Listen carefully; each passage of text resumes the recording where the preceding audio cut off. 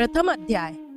एक समय की बात है, नैमिषारण्य तीर्थ में शौनक आदि 88,000 ऋषियों ने श्री सूत जी से पूछा, हे प्रभु, इस कलयुग में वेद विद्या रहित मनुष्यों को प्रभु भक्ति किस प्रकार मिल सकती है तथा उनका उद्धार कैसे होगा। हे मुनि श्रेष्ठ, कोई ऐसा तप बताएं जिससे थोड़े समय में ही पुण्य मिले और मनवांछित फल भी मिल जाए। इस प्रकार की कथा सुनने की हम इच्छा रखते हैं।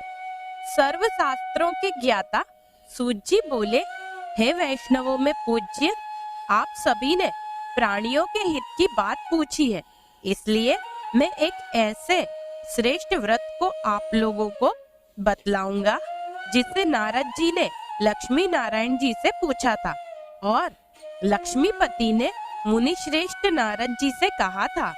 आप सब इसे ध्यान से सुनिए।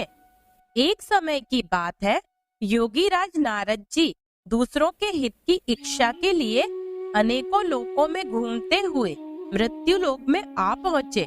यहाँ उन्होंने अनेक योनियों में जन्मे प्रायः सभी मनुष्यों को अपने कर्मों द्वारा अनेकों दुख से पीड़ित देखा। उनका दुख देखकर नारद जी सोचने लगे कि कैसा यत्न किया जाए जिसके करने से निश्चित रूप से मानव के दुखों का अंत हो जाए।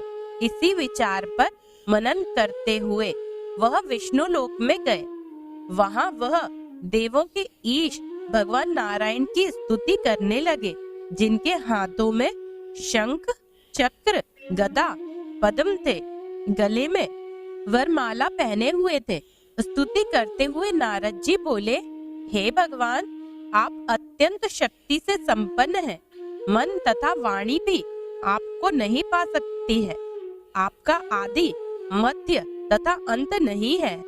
निर्गुण स्वरूप सृष्टि के कारण भक्तों के दुख को दूर करने वाले आपको मेरा नमस्कार है। नारद जी की स्तुति सुन विष्णु भगवान बोले, हे मुनि श्रेष्ठ, आपके मन में क्या बात है? आप किस काम के लिए पधारे हैं, उसे निसंकोच कहो।